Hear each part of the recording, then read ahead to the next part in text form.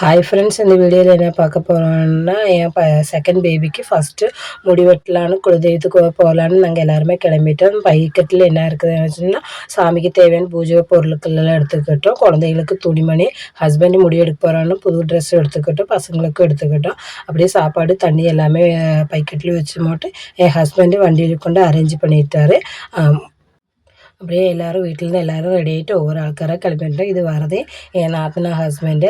என் husband சாப்பாடு வெயிட்டாக இருக்குன்னு நான் சீக்கிரமாக வந்து வண்டியில் கொண்டு வச்சுட்டாரு. என் நாத்தனே வீடியோக்கு வரமாட்டேன்னு கொஞ்சம் தயக்கமாக இருந்துச்சு. இது வரதே எங்கள் அப்பாய்க்கு. ஏன்னா எங்கள் அப்பாய்க்கு 3 வருஷம் ஆச்சு. ஒரு ஆக்சிடெண்ட்டில் காலில் ஃப்ராக்சர் ஆனார்னு எங்கேயுமே வர முடியாது. ஏன்னா எங்கள் ஊருக்கும் கூட பாலக்காடுக்கும் கூட எங்கள் அப்பாவே வராது. இல்லைன்னா அதுக்கு முன்னெல்லாம் வந்துக்கிட்டே தான் இருந்துச்சு. இப்போ கார் எடுக்கிறனால எங்கள் அப்பாயையும் கூட்டிகிட்டு போகிறோம். அப்படியே எங்கள் அப்பாய்க்கு இடம் பிடிச்சி உட்கார வச்சுட்டோம். நானே, எங்கள் அத்தை, எங்கள் நாத்தனா எல்லோரும் முன்னாடி உட்காந்துச்சு. எங்கள் ஹஸ்பண்டு குட்டீஸ் எல்லாம் முன்னாடி உட்காந்துருந்தேன். என் மாமனார் ஃப்ரெண்டில் உட்காந்துருந்தேன். சரின்ட்டு எல்லாருமே வண்டியை கிளம்பி முடிச்சுட்டு சரி எல்லாத்துக்குமே பசிக்குது சொல்லிவிட்டு ஹோட்டல் பேக்கரியில் நிப்பாட்டிட்டு டீயும் வடையும் சாப்பிட்டேன். எங்கள் அத்தை அது மணிக்கு போய் கோவிலுக்கு தேவையான பூஜைக்கெல்லாம் பழமும் பூவும் வாங்கிட்டு வந்தாங்க. நாங்கள் அப்படியே பூ வச்சுக்கிட்டு அப்படியே வண்டியில் கிளம்பிட்டோம். கோவிலில் குலதெய்வம் கோவில் எத்திடுச்சு. இதுதான் எங்கள் ஊர் குலதெய்வம். வீரப்பூரில் தான் எங்கள் குலதெய்வம் கோவில் இருக்குது. அந்த கோவிலுக்கு தான் வந்தேன். ஏன்னா இப்போவும் கொஞ்சம் கூட்டமாக தான் இருந்துச்சு. திருவிழா டைம்லாம் இது உள்ளேயே போக முடியாது, அவ்வளோ கூட்டமான. ஏன்னா ஊர் வண்டி எடுத்துகிட்டு வந்துட்டு இருப்பாங்க, அவ்வளோ கூட்டமாக இருக்கும். என் பையன் இங்கே வேறு முடி வெட்டணும் கூட தெரியாமல் அவ்வளோ ஹாப்பியாக இங்கிட்ட அங்கிட்ட ஓடி சாடிட்டு விளையாண்டுருந்தேன். என் மாமனாரோட அவ்வளோ ஹாப்பியாக விளையாண்டுட்டு இருந்தேன். நானும் வீடியோ எடுத்துருந்தேன். என் பின்னாடியே வந்துட்டு இருந்தேன். ஏன்னா அவகிட்டையில் போகிறக்கு கொஞ்சம் அழுதுகிட்டு போக மாட்டேன்னுச்சா. சரின்ட்டு என் பெரிய பையனுக்கு முதல் மொட்டை போடலான்னு சொல்லிட்டு தாய் மாமனை கூப்பிட்டு என் தம்பியை வீட்டிலேருந்து யாருமே வரல. பாலக்காட்டிலேருந்து அங்கே எங்கள் அப்பாவோட தம்பி எல்லாம் இருக்காங்க. அவங்க பையனை வச்சு தான், இது ஒரு தாய் மாமன் தான். இந்த குட்டி பையனை வச்சு உட்கார வச்ச மட்டும் என் பெரிய பையனுக்கு மொட்டையடி முடிச்சு சரின்ட்டு சின்னவனுக்கு மொட்டை அடிக்கலான்ட்டு போய் பார்த்தா அவன் ஒரே அழுகாட்சியாக இருக்கும்ன்ட்டு நான் அவனை கவனிக்க போனேன். பெரியவனை ஹஸ்பண்டு பார்த்துக்கிறேன், நீ போய் சின்னவனை போய் பாரு சொன்ன காரணம் நான் சின்னவங்கிட்டு போயிட்டேன். ஏன்னா அவனுக்கு தானே மொட்டை. ஏன்னா அவன் பயங்கரமாக அழுவான்னு சொல்லிட்டு அவர் சொல்லியிருந்தாரு. சரி சொல்லிட்டு நான் அவங்ககிட்ட போனேன். பெரியவனை என் ஹஸ்பண்டு தான் பார்த்துருந்தான். ஆனால் அமைதியாக தான் முடி வெட்டுறதை காமிச்சு கொடுத்துருந்தான். ஏன்னா இவன் போன வாட்டிலாம் முடி வெட்டுறதுன்னா அவ்வளோ அழுகாட்சியாக இருந்துச்சு. இவன் காது ஊற்றலாம் அப்படி அழுகாட்சியாக இருந்துச்சு. ஏன்னா அதே மாதிரி இப்போ அழுவான்னு நினச்சி, இல்லை இப்போ அவன் பெரிய வயனானால அழுக மாட்டேன், அமைதியாக உட்காந்துட்டு இருந்தான். சரின்ட்டு சின்னவங்கிட்ட போகலாம் பார்த்தா சின்னவங்கிட்ட போய் மட்டும் அவன் ஒரே அழுகாச்சு. தலையில் எண்ணெய் வீசி அந்த தண்ணியெல்லாம் நக்கிக்கிட்டே இருந்தான். நக்கி முடிச்சுன்னா என்னடா பண்ணுற அப்படின்ட்டு பேசாமே இருந்துக்கிட்டான். அது முடிஞ்சது. சரி பெரியவங்க என்ன செய்யலான்னு பார்க்க முடியல. எல்லாம் அவனுக்கு மொட்டை அடித்து முடிச்சுட்டாங்க. சரின்ட்டு சின்னவங்கிட்ட வரலான்ட்டு சின்னவங்கிட்ட வந்துட்டு நான் மொட்டை அடிக்க ஆரம்பித்து சின்னவன் கொஞ்சம் நேரம் அழுதான். சரிங்க மொட்டை அடிக்கிறவட்ட கொஞ்சம் நேரம் வெயிட் பண்ணுங்க, நான் போய் மொபைல் எடுத்துகிட்டு வரேன். ஏன்னா அவன் சுற்றிட்டாவன் சேனலில் பார்த்தோம்னா அமைதியாக இருப்பான்னு சரி சொல்லிட்டு அவர் எடுத்துகிட்டு வாங்க சொன்னார்.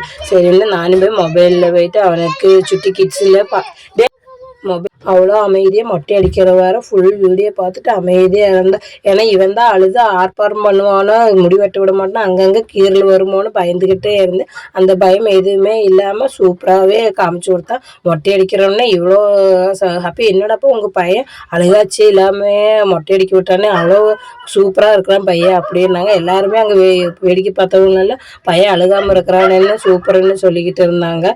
சரின்ட்டு பையனுக்கு அப்படியே மொட்டை அடித்து முடிச்சது. சரின்னு என் ஹஸ்பண்டு மொட்டை அடிக்க இருந்துட்டார். அவரும் அடிச்சு முடிச்சுட்டு என் ஹஸ்பண்டு பார்த்து என் பையன் சின்னவே ஒரே அழுகாச்சு. ஏன்னா புது டைமாக இப்போ அவன் மொட்டை அடிக்கிறது பார்க்கணுன்னால அப்படியே ஹஸ்பண்டுக்கு முடிவெட்டுச்சு. ஹஸ்பண்ட் பார்த்துட்டு பையன் ஒரே அழுகாச்சு, போக மாட்டேன்னுச்சு. பின்ன அதுக்கப்புறமா நான் தாண்டா அவங்க அப்பையும் வாடான்னு சொல்லுவாங்க. பின்ன அதுக்கப்புறம் பேச்சு சவுண்டு கேச்சோம்னா இது நம்ம அப்பா தானேன்ட்டு என் சின்ன பையன் அவர்கிட்ட போக தொடங்கிட்டான். பின்ன அப்படியே மொட்டை அடிச்சுன்னு முடியெல்லாம் தொட்டு பார்க்குறாரு. எங்கடப்பா முடியை காணான்ட்டு, ஐயோ நம்ம இருக்கிற முடியை காணாமேன்ட்டு கொஞ்சம் தொட்டு பார்த்து கொஞ்சம் ஃபீலிங் ஆச்சு. சரி போட்டுன்ட்டு விட்டுட்டு கொஞ்சம் நேரம் விளையாட்டெல்லாம் காமிச்சு கொடுத்தப்போ அவன் அமைதியாக இருந்தான். அதுக்கப்புறம் அவனை குளிக்க கூட்டிட்டு போய் மாட்டு புது ட்ரெஸ் எல்லாம் மாற்றி கொடுத்தேன். ஹஸ்பண்டுக்கு என் நாத்தில் புது ட்ரெஸ் எடுத்துகிட்டு வந்துச்சு. அப்படியே என் குட்டீஸுகளுக்கும் எடுத்துருந்துச்சு. சரின்னு புது ட்ரெஸ்ஸை மாற்றிக்கிட்டான். மொட்டை அடிச்சு நீ பாருங்க எப்படி அழகாக இருக்குது இல்லை. ஏன்னா என் பையன் முன்னாடி இருக்கிற சமயத்துலலாம் அவ்வளோ அழகாக இல்லை. பின்ன மொட்டை அடிச்சுன்னா அவ்வளோ அழகு.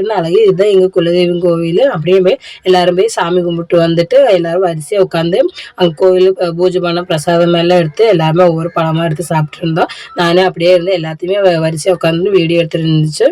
குலதெய்வம் கோவில் எங்கேன்னா வீரப்பூரில் இருக்கிற மகாமுனி. அப்போ அது முடிஞ்சு நிறைய இதில் சாமி இருந்துச்சு. ஏன்னா எனக்கு அவ்வளோவுக்கு குலதெய்வ பேர் தெரியாது. ஏன்னா நாங்கள் எப்போவாச்சும் தான் அந்த கோவிலுக்கு போவேன். என் ஹஸ்பண்டு அவங்க ஃபேமிலி தான் அதிகமாக போயிட்டு இருப்பாங்க. நாங்கள் இங்கே பாலக்காட்டில் இருக்கிறனால அங்கே அங்கே ஊருக்கு போகிறதுக்கு ரொம்ப தூரம் இருக்கிறனால நாங்கள் அவ்வளோக்கு அந்த கோவில் குலதெய்வத்துக்கு போக மாட்டோம். அப்படியே எங்கள் சாமியெல்லாம் கும்பிட்டு வந்து என் பையன் என்னை பார்த்தது இங்கிட்டு அங்கிட்டுன்னு ஓடி வந்துட்டேன். ஏன்னா யாருக்கிட்டுமே போக மாட்டேன்னு ஒரே அழுகாச்சி இருந்துச்சு. நான் வீடியோ எடுக்கிறதில்ல, அவனை அவ்வளோக்கு பிடிக்க மாட்டேன்னு சொன்னேன். அப்போ பசங்களாம் என் ஹஸ்பண்டு என் மாமனார் எல்லாருமே தான் பிடிச்சது. இந்த ட்ரெஸ்ஸு எங்கள் சின்ன தாய் மாமன் வீட்டு சீர். அப்புறம் என் நாத்தனாவும் எடுத்துகிட்டு வந்துச்சு. என் நாத்தனாவும் எல்லாமே நாங்கள் போய் சாமி கும்பிட்டோம். சாமி கும்பிட்டு முடிச்சதுக்கப்புறம் அப்படியே சாமியெல்லாம் அப்படியே ஊரை சுற்றி வர்ற மாதிரி எல்லாமே கோவில் பிரகாரத்தை அப்படியே சுற்றி வந்துட்டோம். ஏன்னா குழந்தைகள் இல்லாதவர்களுக்கெல்லாம் தொட்டி கட்டுற மாதிரி எல்லாம் இருந்துச்சு. சாமி எல்லாமே நல்லாவே வேண்டிக்கிட்டு எல்லாருமே வரிசையாக வந்திருந்தோம்.